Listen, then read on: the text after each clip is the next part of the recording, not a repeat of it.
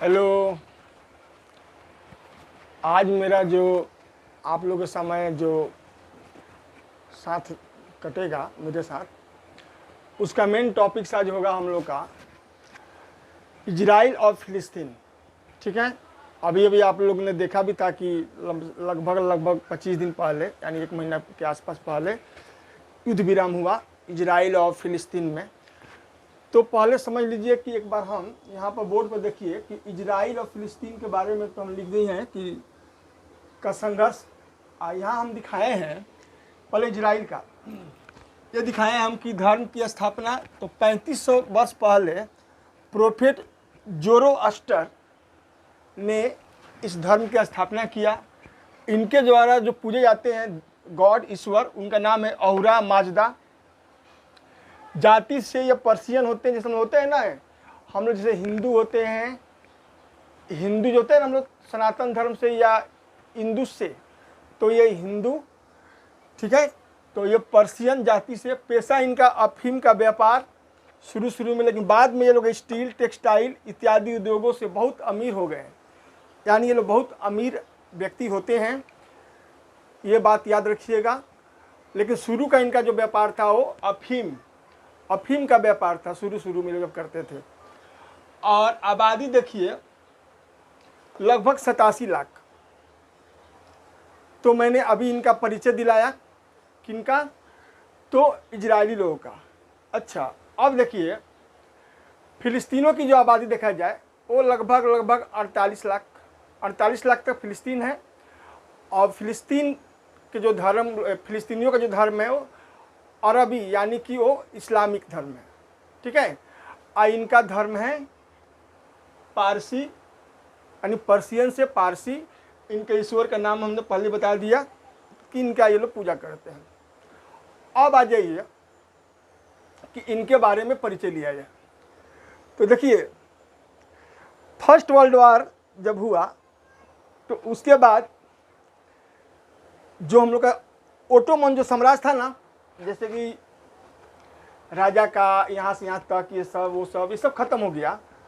और अंग्रेजों का जो राज्य था वो इन क्षेत्र में बढ़ गया। जैसे आप लोग जानते भी है कि हम लोग का भी देश में अंग्रेजों का राज्य बहुत दिन तक था। ठीक है, वैसे अंग्रेजों का राज्य था, ऑटोमन समाप्त हो गया फर्स्ट वर्ल्ड वार के बाद। अब क्या हुआ कि मिडिल ईस्ट एरिया में, यानी वर्ल्ड के मिडिल ईस्ट एरिया में लोगों के प्रति ना राष्ट्र भावना जाग उठी। जैसे मेरा देश अलग हो, मेरा एक पहचान अलग हो, मेरे धर्म की पहचान अलग हो, इसको बोलते हैं राष्ट्र भावना। वैसे वहाँ भी राष्ट्र भावना जागी और राष्ट्र भावना में ये बात आने लगी कि हम लोग का एक अपना पहचान होनी चाहिए। ठीक है, ये किसी की भी होता है। और इस प्रकार से ये लोग अलग देश की मांग करने लगे। अब क्या है कि फर्स्ट वर्ल्ड वार के बाद देखा गया कि ब्रिटेन के हिस्से में था ये पूरा का पूरा इलाका। और स्वतंत्रता की मांग करने के लिए जब शुरू हुआ यहाँ पर मांग कि मेरा देश अलग चाहिए, तो यहाँ यरूशलेम के यहूदियों के, देखिए यरूशलेम के यहूदियों के पूरे क्षेत्र को ब्रिटेन ने 3 क्षेत्रों में बांट दिया। देखिएगा, ध्यान से मेरी बात सुनिएगा। 3 क्षेत्रों में बांटा। पहला हम लोग का आया क्षेत्र इजराइल, दूसरा आया हम लोग का वेस्ट बैंक, और तीसरा हम लोग का आया गाजा पट्टी। ध्यान से सुनिएगा, पहला आया हम लोग का इजराइल, अंग्रेजों ने इसे बांट दिया, इजराइल एक अलग पार्ट, उसके बाद से वेस्ट बैंक, और एक आया हम लोग का गाजा पट्टी। यानी कि अब ये झगड़ा को सलटाने के लिए धीरे धीरे ब्रिटेन अपना ये काम कर दिया। अब क्या हुआ, इसके बाद दोनों देशों में, देखिए दोनों देशों में कटुता बढ़ती गई। कटुता बढ़ेगी ना, जैसे हम लोग का इंडिया पाकिस्तान में होता है, ठीक है, इंडिया चाइना में होता है, क्योंकि पड़ोसी वो लोग भी पड़ोसी है। और ये कटुता बढ़ते बढ़ते, ठीक है, इनके साथ एक बार भयंकर युद्ध भी हुआ। ठीक है, और ये युद्ध क्या हुआ कि 6 दिनों तक चला। ठीक है, तो जिसको कि हम लोग 6 दिनों का युद्ध के रूप में मानते हैं, और इसमें अंत में इजराइल की जीत हुई। देखिए, मतलब आरोप प्रत्यारोप लगाने से, आरोप प्रत्यारोप, झगड़ा झंझट करते करते एक न दिन लोगों से झगड़ा हो जाती है। इसी प्रकार फिलिस्तीन और इजराइल में एक दिन झगड़ा हो गया, जो कि 6 दिन चला। अंततोगत्वा इजराइल उसमें जीत हासिल किया। अब क्या है कि 1948 ईस्वी के युद्ध में अरब देशों ने इजराइल का कुछ हिस्सा, देखिएगा 1948 ईस्वी में अरब देशों ने इजराइल का कुछ हिस्सा हड़प लिया। ठीक है भाई, उस समय अरब देशों में क्या क्या था ना कि बहुत से लोग देश मिल करके इजराइल पर युद्ध थोप दिए थे। तो इस तरह से इजराइल कमज़ोर हो गया, और इजराइल इस ताक में था अब कि मेरा जो ज़मीन हड़प लिया गया है उसको अब कैसे वापस लिया जाए। ठीक है, वो हमेशा ताक में रहता था। अब हुआ क्या कि इस जंग में फिर हम लोग का आगे बढ़ेंगे तो 1966 और 67, 1966 और 67 ईस्वी में फिर युद्ध हुआ। इस बार जब युद्ध हुआ ना, जानते हैं क्या हुआ? इजराइल का जो ज़मीन अरब के लोगों ने हड़प रखा था, अब आपके माइंड में आएगा अरब भी कौन कौन, तो सुनिए, इनका जो मेन प्रतिद्वंदी था वो सीरिया से युद्ध हुआ। ठीक है, लेकिन सीरिया के बाद धीरे धीरे उसमें मिस्र, जॉर्डन, इराक, ठीक है, साथ में आ गए, और ये युद्ध चला, और ये जंग भी 6 दिनों तक ही चला। ठीक है, और इसमें 6 दिन में ही क्या हुआ कि इतना ना तेज गति से लड़ा इजराइल कि 5 देशों को हरा दिया, और अपना जो खोया हुआ उनका जो ज़मीन था उसको वो वापस ले लिया। ठीक है, तो ये 1966 और 1967 की घटना मैं बता रहा हूँ। ठीक है, तो जिसमें एक बात याद रखिएगा कि 5 देश कौन कौन हैं। तो सीरिया से तो मेन प्रतिद्वंदी था, सीरिया से स्टार्ट हुआ, मिस्र आ गया, जॉर्डन आ गया, और इराक आ गया। ठीक है, और हम लोग का एक तो और लेबनान भी उसके अंदर आ गया, क्योंकि ये सब के सब इस्लामिक कंट्री के नाम से पहचाने जाते हैं। तो नहीं होता है जाति बिरादरी में झगड़ा होता है, आजकल तो इंसानों में ये बात ही हो गई है कि हमारी जाति बिरादरी है तो हमारी ये है तो हमारी वो है। ठीक है, अब मैं एक बात और बताने जाऊंगा आप लोग का कि जब यह युद्ध खत्म हुआ ऐसे, तो उसके बाद इजराइल का जानते हैं ना, अचानक से ना रुतबा बढ़ गया। देखिएगा ना कि यदि 2-3 पहलवान है वो, उसमें एक पहलवान यदि किसी को पटक देता है, सब पहलवान को, मान लो किसी सब 5 पहलवान को पटक देता है तो वाहवाही होती है ना, वाह वाह।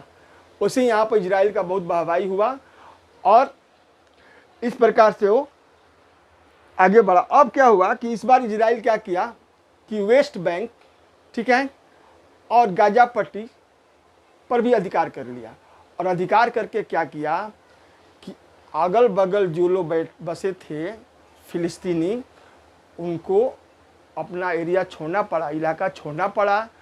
और एक बात और याद रखिए कि इजराइल में एक ग्रुप है, स्पाई ग्रुप, जैसे हम लोग का ना सीबीआई, वैसे इनका एक यहाँ पर हम लोग का है, जिसका नाम हम बताते हैं आपको लोग, जिसका नाम है हम लोग का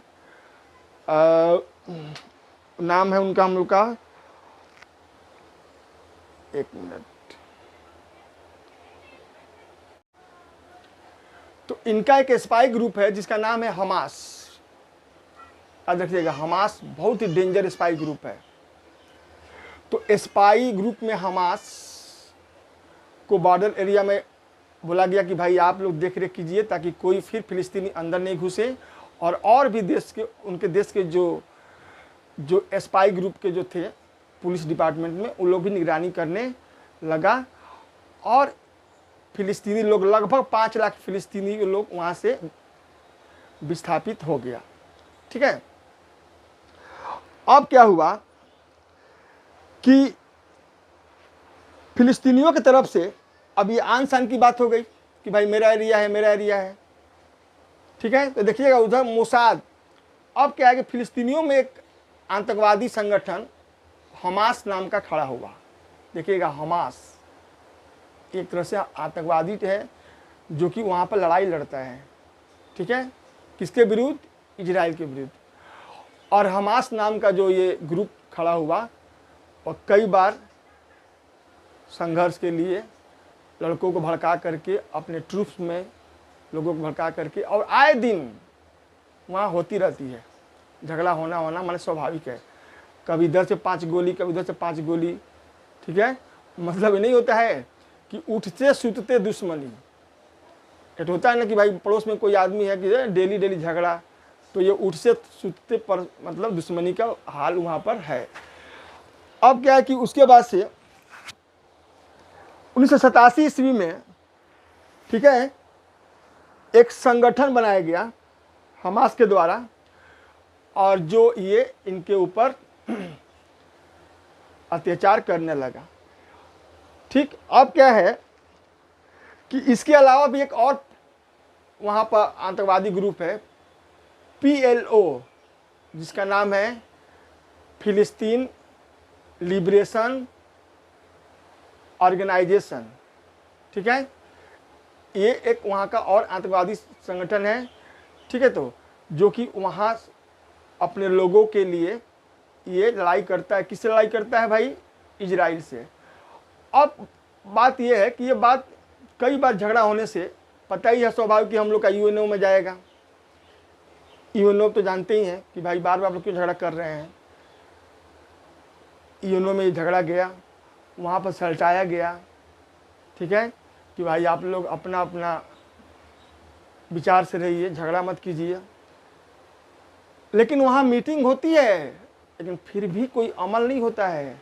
लड़ाई झगड़ा स्वाभाविक होना ही है, ठीक है। तो अब है कि PLO का जो मुखिया है, ठीक है, वो यासर अराफात नाम था उसका, और वे लोग ही अपना विदेशी बातों को मनोरंजन होता है ना कि कोई विदेश का मैटर है तो आना सलटाना। कोई भी आदमी जाता था विदेश से फिलिस्तीन में तो यासर अराफात सलटाते थे, और अपना इजराइल में तो मान लीजिए कि पहले से एक अपना शासन था ही था। इस प्रकार से भूमध्य सागर के किनारे बसे यह इजराइल और फिलिस्तीन के प्रति ऐसी धारणा है, ठीक है।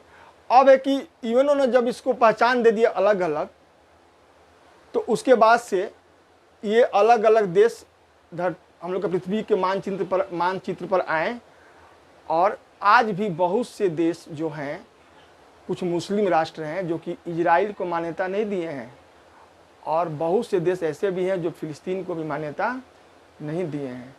लेकिन ये दोनों देश आए दिन आपस में बहुत ज़बरदस्त झगड़ा करता है, ठीक है। तो अब मैं अब यही बताने जाऊंगा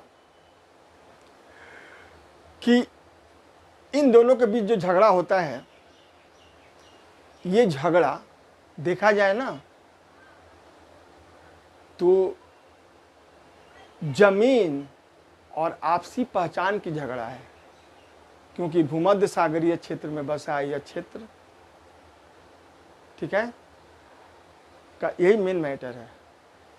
जमीन और अपनी अपनी पहचान कि हम फिलिस्तीनियन हैं, हम इजरायली हैं, लेकिन विश्व के लोग इसे धार्मिक रूप के चश्मा से देखते हैं, क्योंकि फिलिस्तीन इस्लामिक है और इजराइल पर्सियन है, ठीक है।